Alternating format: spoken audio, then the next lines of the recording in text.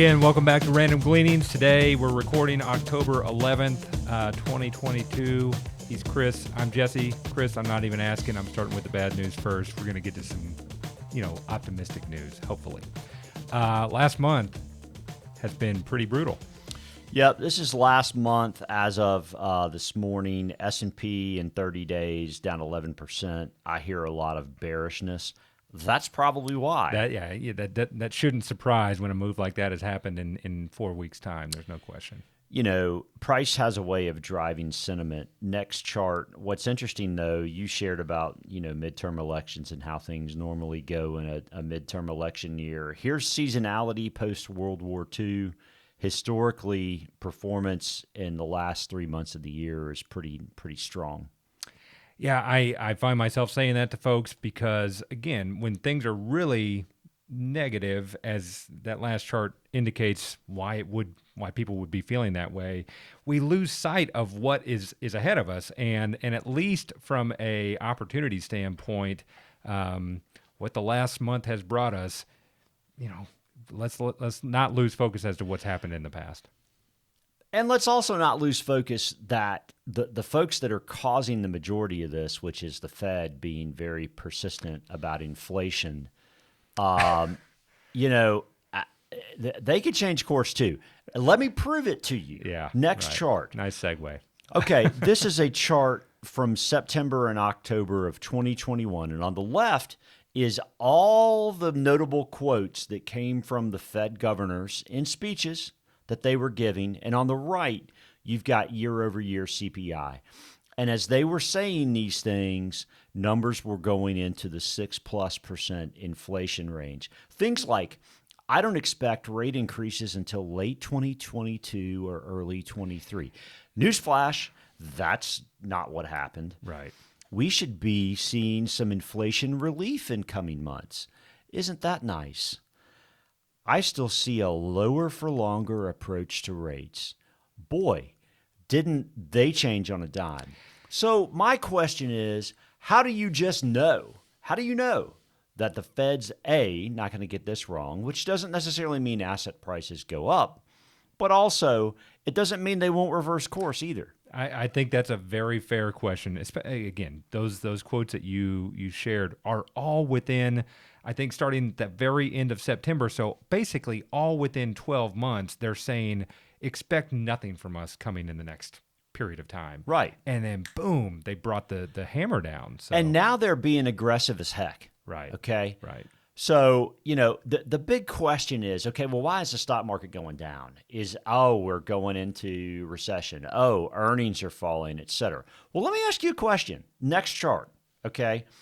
Do people get laid off before you start having negative earnings? Or do corporations just say, you've been really good to us through the years. We're not going to lay you off, but we're going to lose money, and that will be okay. No.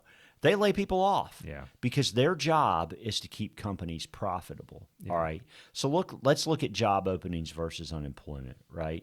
So you have had about a 2 million job openings fall off in the last 6 months. And that's good. That's progress, right?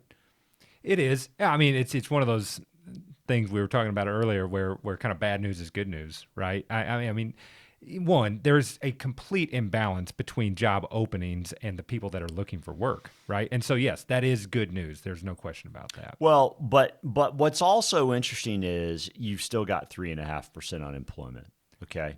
And if there's still 3.5% unemployment, I'm just going to go ahead and tell you that corporations seem to feel like they're in pretty good shape.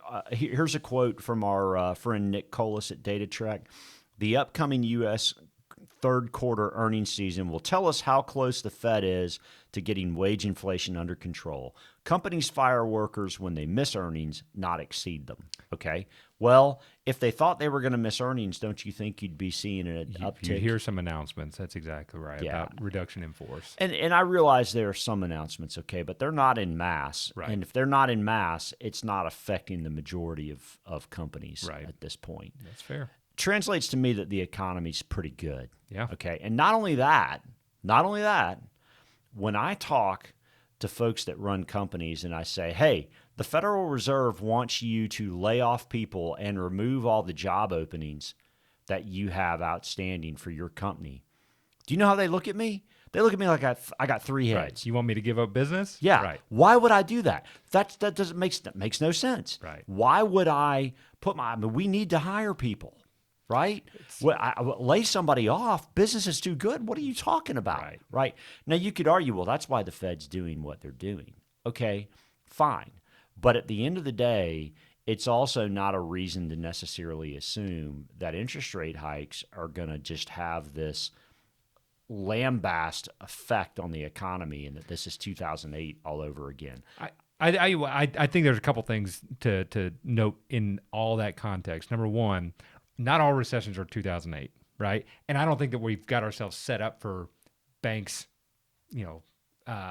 potentially defaulting. Well, banks are getting ready to start earnings season, and I haven't seen anything just overtly negative. And an increased rate leading up to ought to that. be stronger for them. They've got record deposits because of what happened in the last thing. So, that's just not the setup that we find ourselves in. I can show you a chart of regional. I don't have it up here, but I can show you a chart of regional banks right now. Regional banks are holding on pretty daggum well. That's right. So, first point is not all recessions are depression type things. Right. There are mild recessions, but then two, to your point, earnings are likely to be strong coming through the third quarter. Earnings are at least likely to be as good as the estimates As expected, for analysts Right. who were pretty stingy about lowering them, and they finally did in the third quarter. They like to be right as well. Sure. And the question is, can companies beat them now? We've got about 3% of the S&P that's reported so far for earnings season. So we'll withhold judgment at this point just because it's not enough of a sample size. But suffice to say that, I mean, if earnings are still holding in there around that $55 for the quarter, what that boils down to, annualize, that's $220. So right now we're trading at about 16 and a quarter earnings. Okay. Which is not unreasonable. So my second point then is with a lower projected inflation rate of about 2.25 on 5 and 10-year numbers. Okay, so on the rule of 20, what that means is that a reasonable number would be about 17.75 times. Okay, people will eventually get their arms wrapped around that, whether one of those numbers shifts or otherwise. I think that's just what history has shown, that's where valuations generally land. That's fair. The other point I was going to make is if it's a mild recession and we're already down 23, 24%, what at this point is priced in? Yeah. So I agree. Next chart, just kind of reiterating, the job market versus total unemployment is coming more in balance. It needs to get a fair amount more in balance, but at the end of the day, it's going the right moving direction. in the right direction, yeah. Okay, so next subject, getting back to what's priced in. So this was an interesting chart from our friends at FundStrat. Tom Lee pointed out that last week, early in the week, that 100% of the stocks in the NASDAQ 100, so in other words, all 100 went up on the day, all had a bid for the day. And you can see on the chart that particular setup has only happened 6 times since 1996, and all of them occurred really near sort of bottoming points for the NASDAQ, which I personally find pretty interesting. And then next chart, forward-looking returns. Mm-hmm. Yeah. I mean, no one makes promises off of these things. The sample size is 6. But to your point, it happened at some pretty critical moments.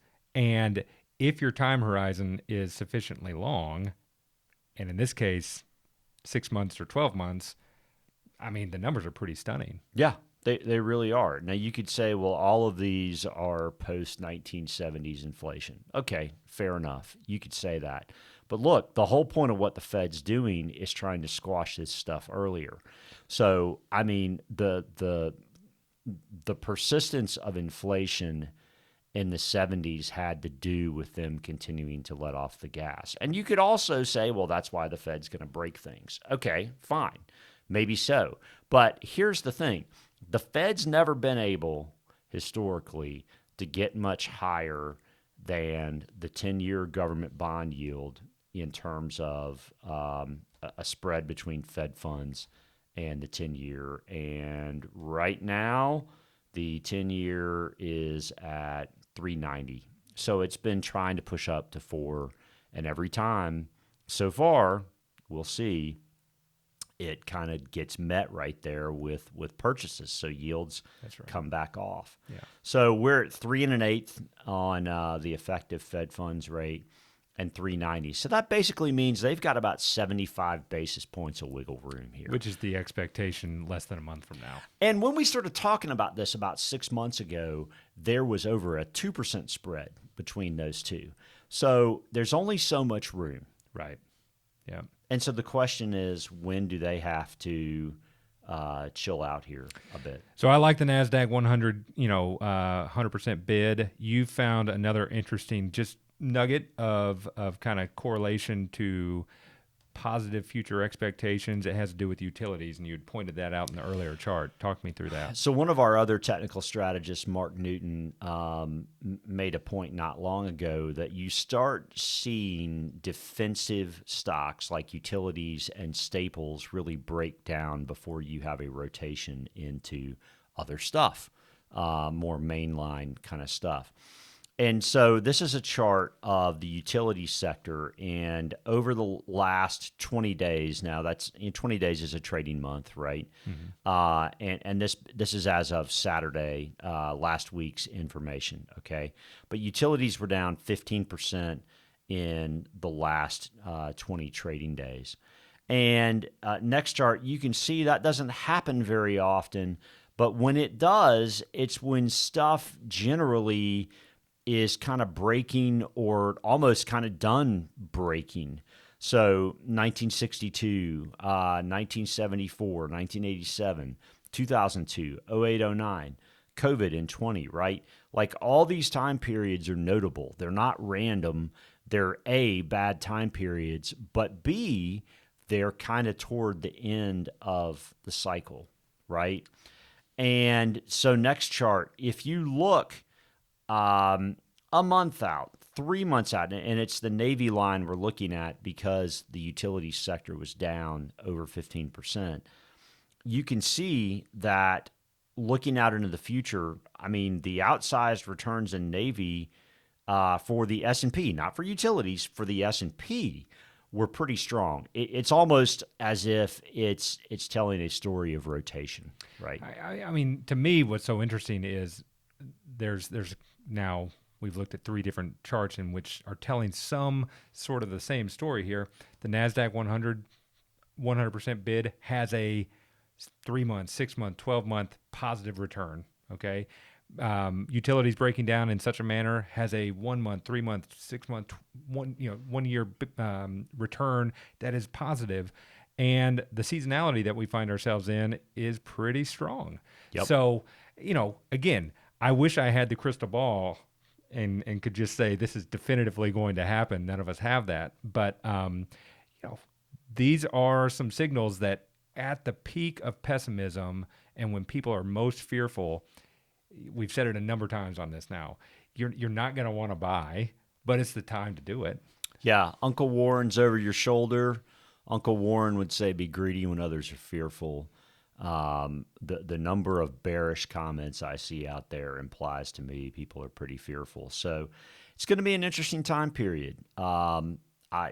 Like you, I'd love to say that this is all going to be over with and this is all there is to it. I mean, inflation's probably going to persist into the spring, but at the end of the day, I still go back to less bad equals good. It's how I was trained. And it's hard to get away from that notion. Well, it's worked so many times before. Yeah, so. That's right. I got nothing else. What you got? Just want to say thanks to everyone for watching. If you would, please do hit the subscribe button. Please share this with a friend. I mean, there's not a lot of positivity out there. At the end of the day, there are certainly reasons, in our opinion, to be at least patient, to not capitulate, and a lot of folks may make mistakes and assume that the market's just going to continue into oblivion. And you know what? It could go further down, but there are a lot of reasons to be positive as well. So certainly would love to share if we can be helpful. As always, thanks so much.